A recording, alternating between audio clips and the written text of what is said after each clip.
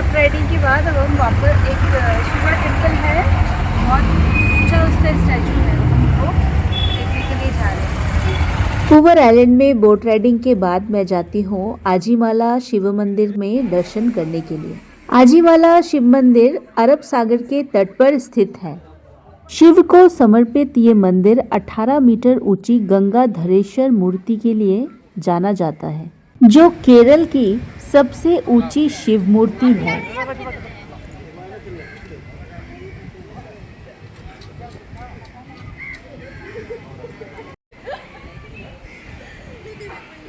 समुद्र से सटी चट्टान पर बना ये मंदिर एक प्राचीन मंदिर है, जो पूरे क्षेत्र को एक पवित्र आभा से घेरता है। मंदिर में कुछ देर बिताने के बाद मैं आगे का सफर तय करती हूँ। ये यहाँ का हर्बर है और ये भी बन रहा है, और ओल्ड वाला दूसरी तरफ है। अभी यहाँ पे देखो आप, सामान भी आया हुआ है काफी। इसके बाद मैं जाती हूँ कोवलम बीच, जो कि एक विश्व प्रसिद्ध बीच है। कोवलम का अर्थ है नारियल का बाग।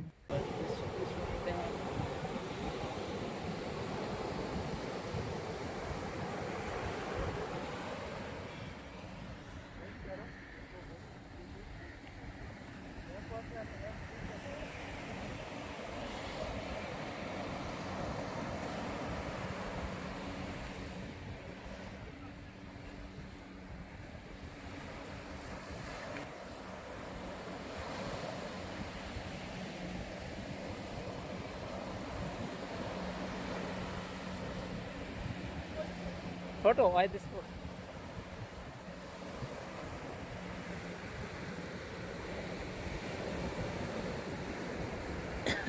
कोवलम बीच में बहुत ज़्यादा मात्रा में विदेशी पर्यटक भी दिखाई देते हैं।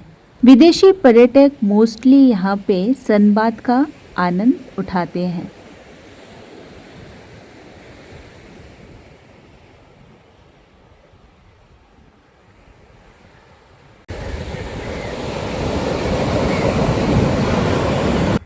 जो ऑटो मैंने मॉर्निंग में बुक किया था त्रिवेंद्रम पूरा देखने के लिए, कोवलम बीच उसका आखिरी डेस्टिनेशन था मुझे दिखाने का। उसके बाद वो मुझे रास्ते में कुछ और चर्च और गवर्नमेंट बिल्डिंग वगैरह दिखाते हैं, और उसके बाद वो मुझे छोड़ते हैं नेपिर म्यूज़ियम में। म्यूज़ियम में मुझे बहुत ही ब्यूटीफुल लेडीज़ का एक ग्रुप मिलता है, जो मुझे उनके कुछ फ़ोटोज़ खींचने को बोलती है, और बाद में वो मुझे म्यूज़ियम के बारे में भी बहुत अच्छी जानकारियाँ देती हैं। यहाँ से जाएंगे तो आपको सब एनिमल्स को अच्छा, वो जू है। अच्छा, फिर उसके बाद पैलेस है, उस साइड में पैलेस है। अच्छा अच्छा, वो भी मीन्स बाहर से जाना पड़ेगा। अच्छा अच्छा, फिर एक्वेरियम है सांप का। अच्छा, तो टिकट है इसमें? यहाँ टिकट है। अच्छा, टिकट काउंटर ये आउटसाइड ही है। और यहाँ आपको देख सकते हैं क्या है, 3D movie. Okay, 3D movie about dinosaur. Okay,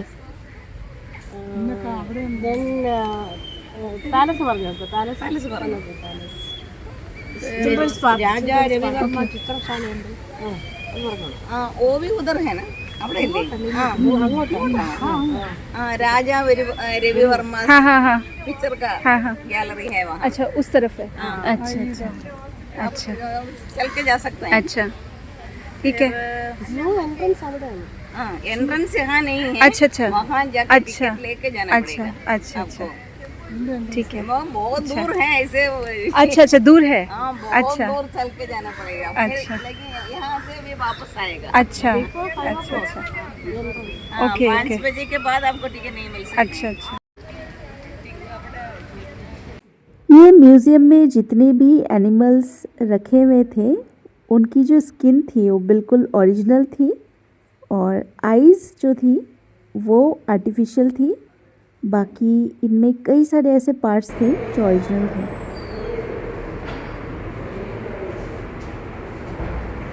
सारे ओरिजिनल हैं। और ये देखिए, ये वेल फिश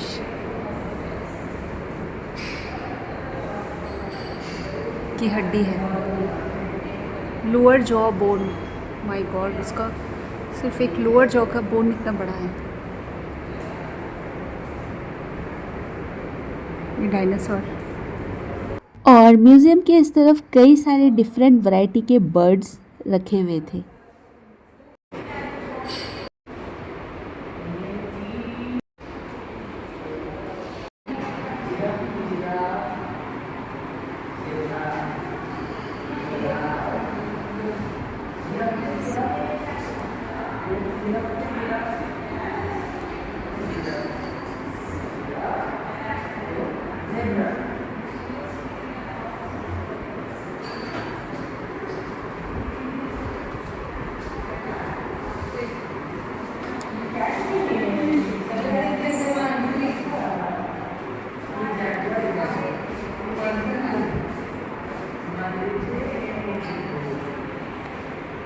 और म्यूज़ियम के इस पार्ट में बहुत सारी डॉल रखी हुई थी और इनको भारत के विभिन्न प्रदेश में औरतों का जो पोशाक है, वेशभूषा है, उसके हिसाब से इनको तैयार किया हुआ था और बहुत ही सुंदर लग रहा था ये सब देखने में।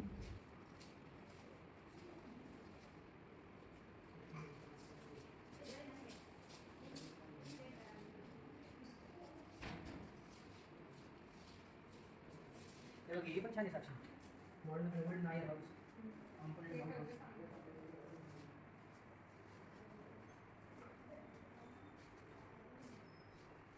असं काही बोलू नाही साक्षी पॉलिसी आर्टिफिशियल स्ट्रक्चर वगैरे।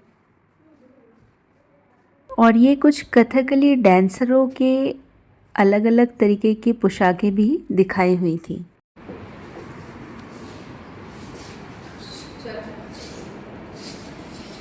ये भारतनाट्यम, कथकली, मटका डांस और कथक डांस की पोशाकें दिखाई हुई थी। और यहाँ पे सांप के हड्डियाँ रखी हुई थी। यहाँ पे एक बहुत बड़ा एक किंग कोबरा का पूरा स्केलेटन रखा हुआ था।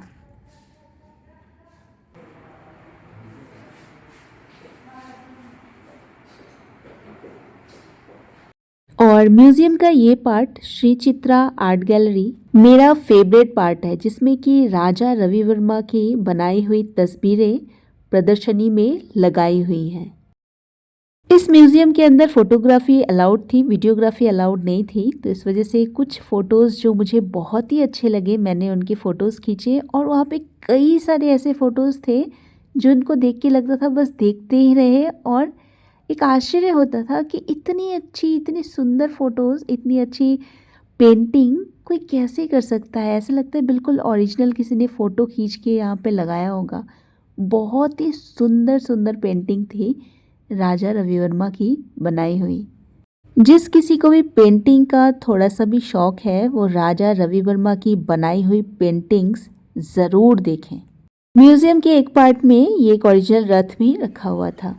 और फिर मैं म्यूज़ियम से निकलती हूँ और ये न्यू म्यूज़ियम था जहाँ पे मैं घूम रही थी, जहाँ पे बर्ड्स, जानवर वगैरह दिख रहे थे। और ओल्ड नेपियर म्यूज़ियम में जाती हूँ, ये उसकी बिल्डिंग है। और ये बिल्डिंग बाहर से इतनी सुंदर बनाई हुई है, इसकी कलाकृति इतनी सुंदर है कि ऐसा लगता है कि इसको देखते ही रहूं।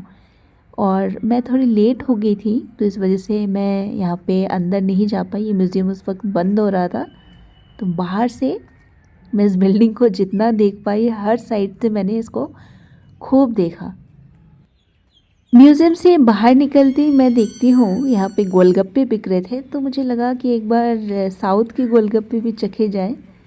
तो मैं भी एक प्लेट गोलगप्पे बनवाती हूँ। और नॉर्थ के गोलगप्पों से बिल्कुल ही डिफरेंट टेस्ट है इसमें। ना तो वो ज़्यादा पानी डालते हैं, ना खट्टा। वो अलग अलग पता नहीं क्या क्या चीज़ें डाल रहे थे, लेकिन बिल्कुल ही डिफरेंट टेस्ट था। ओरिजिनल जो गोलगप्पे होते हैं उनसे तो इनका मैच कहीं भी नहीं था।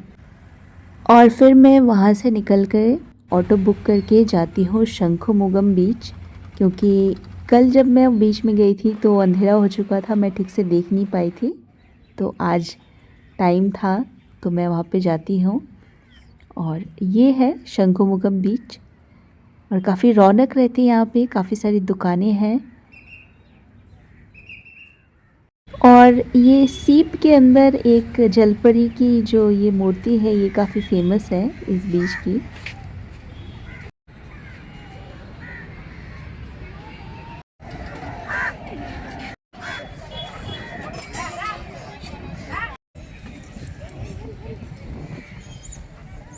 और सनसेट का वक्त हो चुका था। धीरे धीरे जो सूरज था वो समुंदर में समा रहा था और काफ़ी अच्छा सनसेट यहाँ पे उस वक्त मुझे देखने को मिला।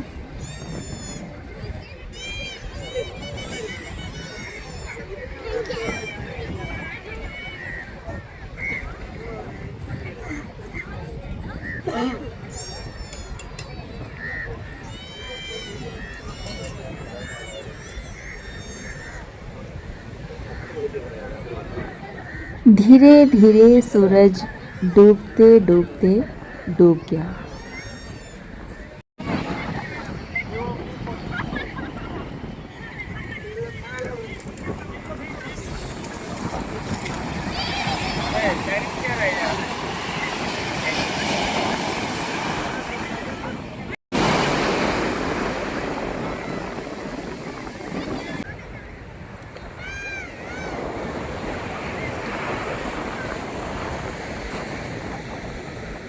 ये ओल्ड कॉफ़ी हाउस है, ये काफ़ी फेमस है इस जगह का।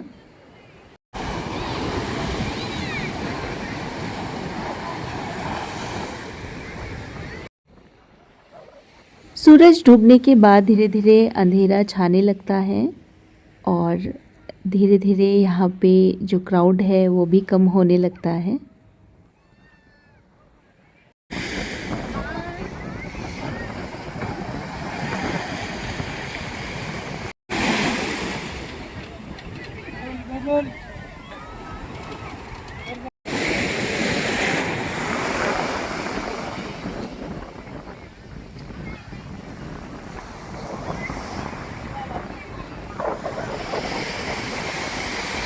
और फिर मैं वहाँ से निकल के एक ऑटो बुक करके जाती हूँ फेमस लुलु मॉल देखने के लिए।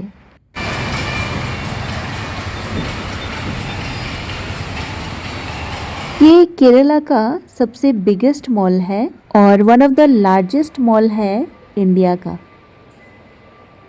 इस मॉल के बारे में मैंने बहुत सुना था, इस वजह से मैं इसको देखने को पहुँची।